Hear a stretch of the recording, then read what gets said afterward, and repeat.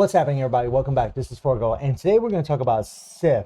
And first of all, aesthetically, I think Sif looks gorgeous, man. This is one of the most beautiful characters. I always love the glaring effect that they put on the metal materials, like on her helmet. That looks freaking dope. Like on the sword, you got that nice little blue aura coming around her sword. She looks freaking fantastic.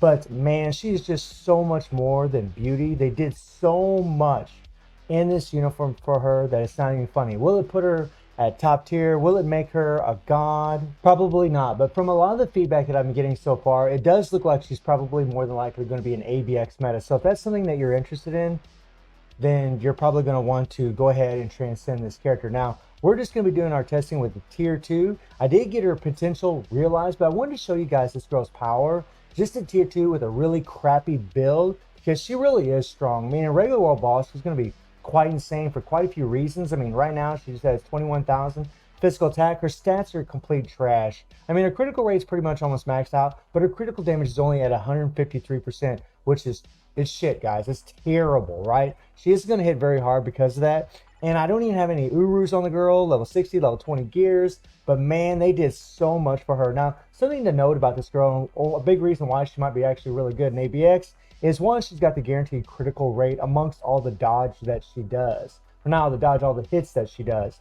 And having that guaranteed critical rate is just going to ensure that she's actually going to proc the CTP of Rage. It's a big problem that some characters have, and I just don't think Sif's really going to have that problem. Her 1 doesn't do anything, her 2 doesn't do anything.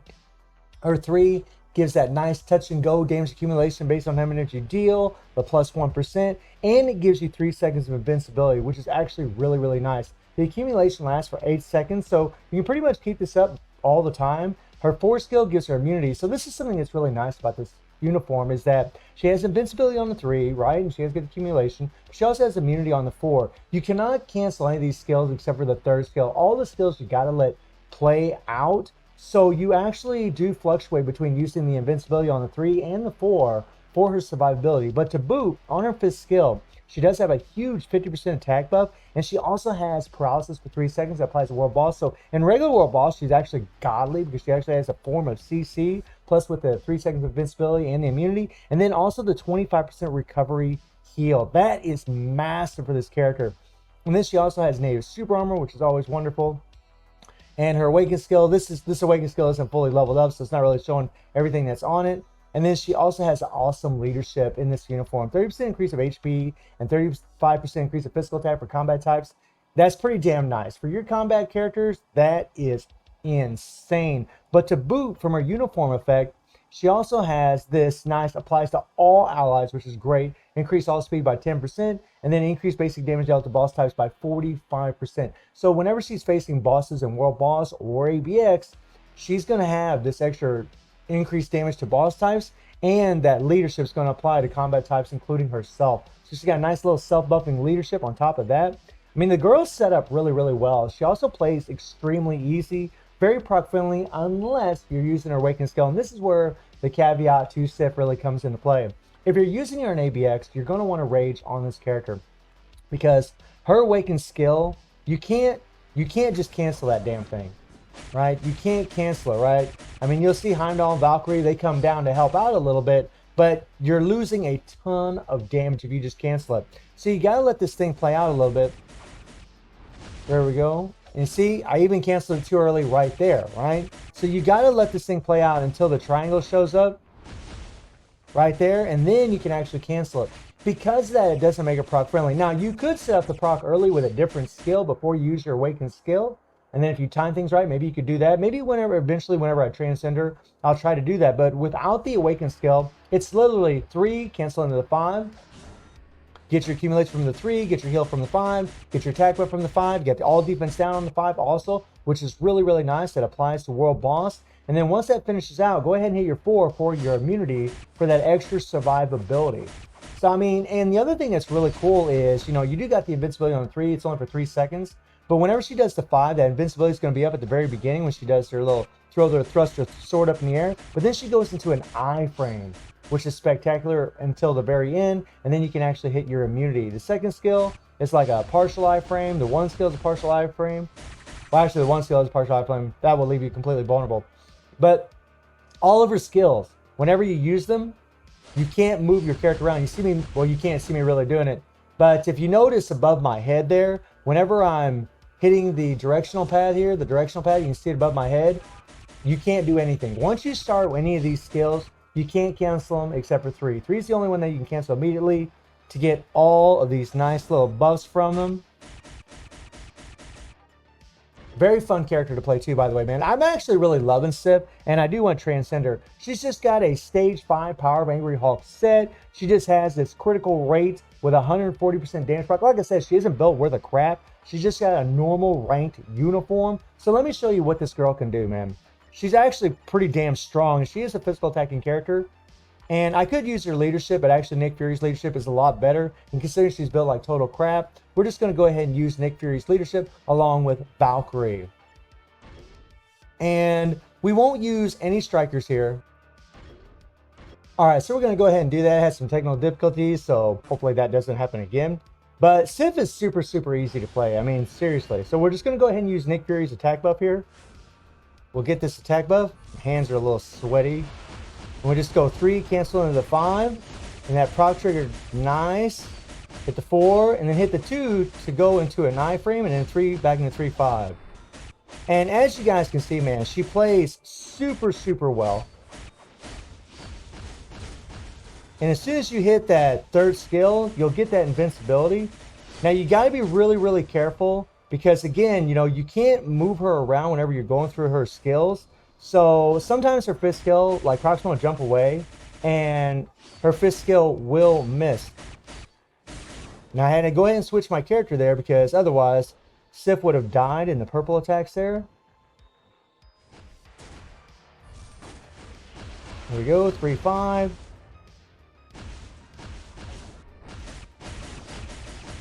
Look at her, man. Look at her.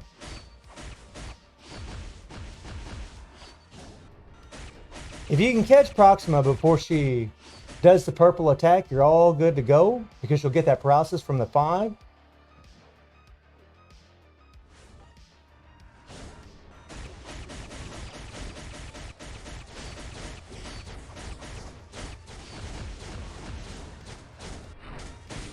We had to get out of there, man. Purple, purple, purple. But you guys can see how well she's melting through this. I mean, she's pretty much destroying Proxima. Oh, boy, oh boy, boy, boy. There we go, there we go, there we go. Come on, come on, come on, come on. There we go, there we go. The proc triggered late there.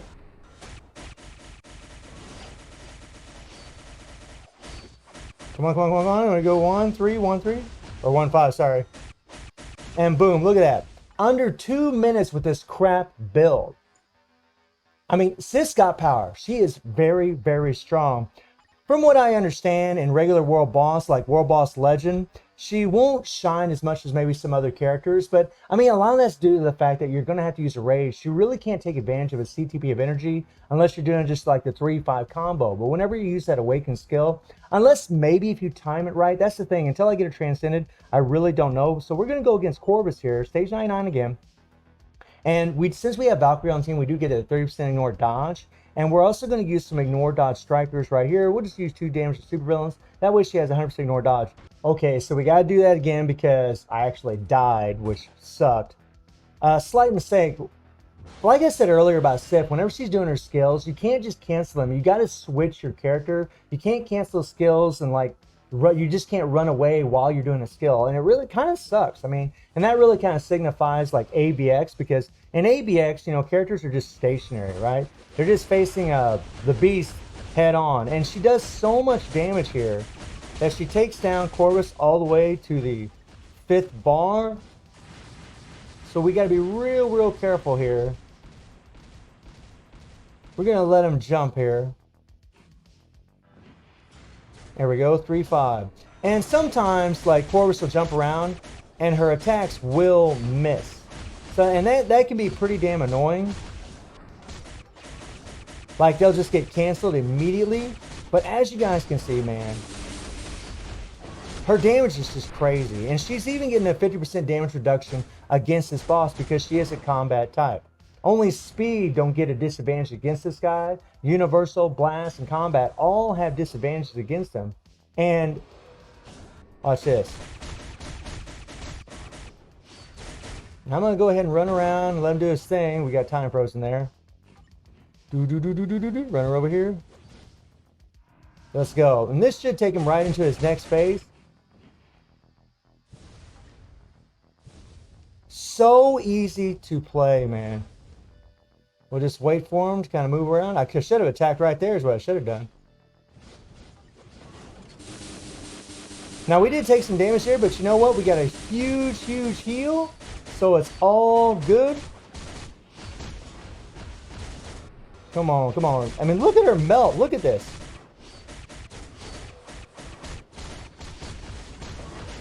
And it's over. And look at that. She cleared Corvus in like a little over a minute 30, right? I mean, the girl's got some power. She's super, super easy to play. I'm actually loving Sif. Even if she isn't top tier, right? Top tier against regular world boss. She's still an insane character. I mean, this uniform really is the zero to hero treatment. I mean, this is a character that was utter, complete trash before she got this uniform. Just complete trash.